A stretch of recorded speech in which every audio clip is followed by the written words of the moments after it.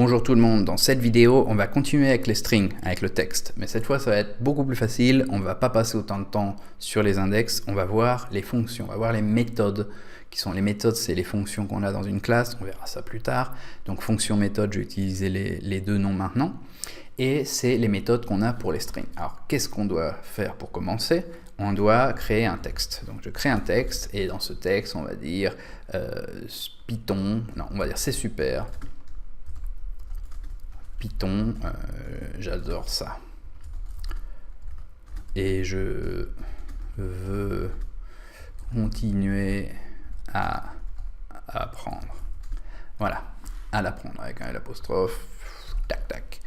Voilà, je fais cette cellule pour qu'elle marche, pour que ça rentre dans la mémoire. Maintenant j'ai texte qui est ce texte-là.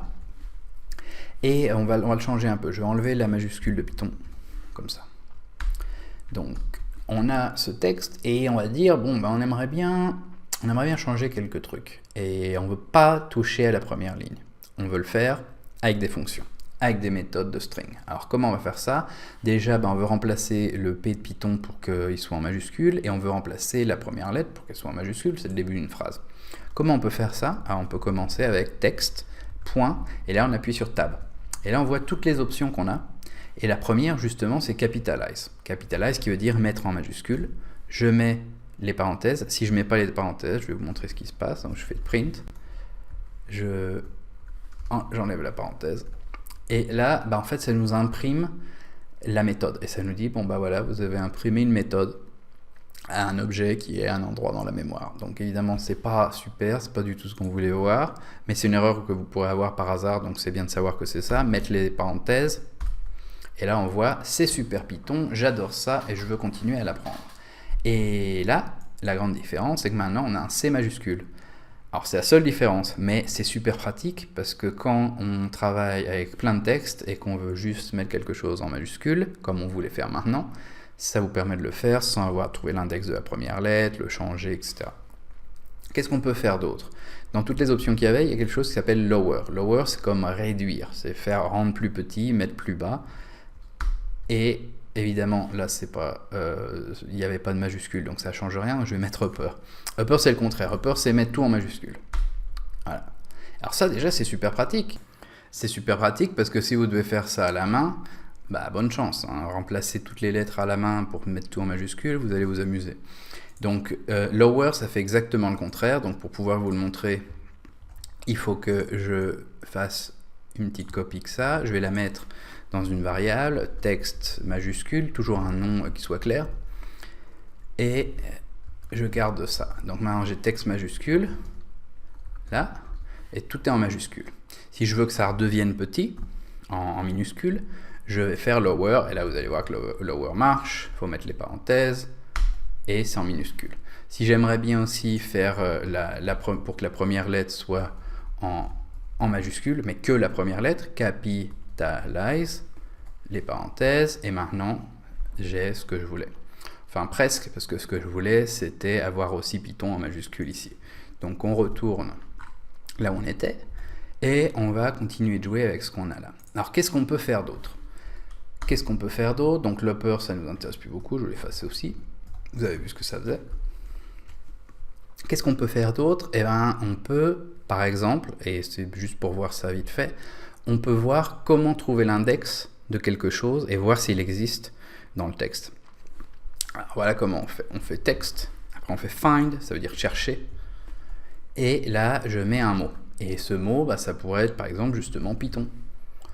Et alors quand je mets Python, qu'est-ce que ça fait? Eh bien ça me dit 12. Pourquoi 12? C'est l'index de la première lettre de Python. Donc là on voit le P, et bien ce P, vous pouvez me faire confiance, sinon vous pouvez compter. Son index, c'est 12. Et vous vous souvenez qu'on commence l'index en comptant par 0 si vous le faites à la main. Donc comme ça, je peux trouver directement l'index de quelque chose. Maintenant, qu'est-ce qu'on peut faire d'autre? Quelque chose qui nous sert pour ce qu'on voulait faire, c'est replace. Replace qui veut dire remplacer. Et on doit dire, ok, on remplace quoi par quoi? Hop, comme ça. Et on va dire, ben, on va remplacer Python par quelque chose vraiment odieux, faut pas faire ça. On va remplacer ça par Java, juste pour montrer. Et maintenant, ça dit, c'est super Java, j'adore ça et je veux continuer à l'apprendre. on va pas vouloir laisser ça trop longtemps, on va mettre Python avec un P majuscule. Et alors maintenant, ça y est, on a remplacé Python avec un P majuscule, mais on a toujours ce C minuscule là. Donc on peut mettre ici, on rajoute un point et on va mettre capitalize. Donc on va d'abord mettre la majuscule, capitalize, il faut que je mette les parenthèses, sinon ça va pas marcher. Et maintenant, alors ça prend le texte, s'allumer une majuscule à la première lettre, seulement la première lettre, et après on remplace Python. Maintenant, on aurait pu changer ça par quelque chose de complètement différent, et c'est pas seulement ça. Est-ce que ça remplace Python plus d'une fois? Alors regardez, c'est super Python, j'adore ça Python. On va réécrire Python, pour voir si ça marche plusieurs fois. Il faut exécuter la cellule, hein, sinon ça ne marchera pas. On va remplacer Python par C. Et voilà, c'est super C, j'adore ça C, et je veux continuer à l'apprendre. C'est un autre langage. Donc, on peut changer complètement la phrase comme ça. Et on peut mettre la danse. Et on peut dire c'est super la danse, j'adore ça la danse, et je veux continuer à l'apprendre. Donc, on peut complètement changer le texte, on peut remplacer complètement des mots comme ça, et ça pourrait être des parties de phrases aussi. C'est pareil avec find, on peut trouver des parties de phrases, ça n'a pas besoin d'être des mots, ça peut être un caractère, un mot, ça peut être différents mots, avec ou sans espace, et on commence à pouvoir transformer tout ça. Donc on est de plus en plus puissant, on accumule de plus en plus de pouvoir avec Python, et maintenant on peut faire tout ça, et c'est déjà un super bon commencement pour les strings. Maintenant il y a plein d'autres méthodes, vous avez vu la liste quand j'ai appuyé sur Tab, et toutes ces méthodes, elles sont dans la documentation de Python. Il n'y a pas besoin de tout connaître. Mais avant de vous la montrer, il y a quelque chose d'autre que je veux que vous connaissiez. J'allais oublier. Super important, super utile, et on l'utilisera plus tard. Donc, comment faire pour savoir si un mot est quelque part dans le texte? Par exemple, je veux savoir si ça dit continuer. Alors là, on voit, ça dit continuer. Mais comment faire? On peut faire find. Et avec find, on va avoir l'index de continuer. Donc on pourrait dire, si tu as un index, alors là oui.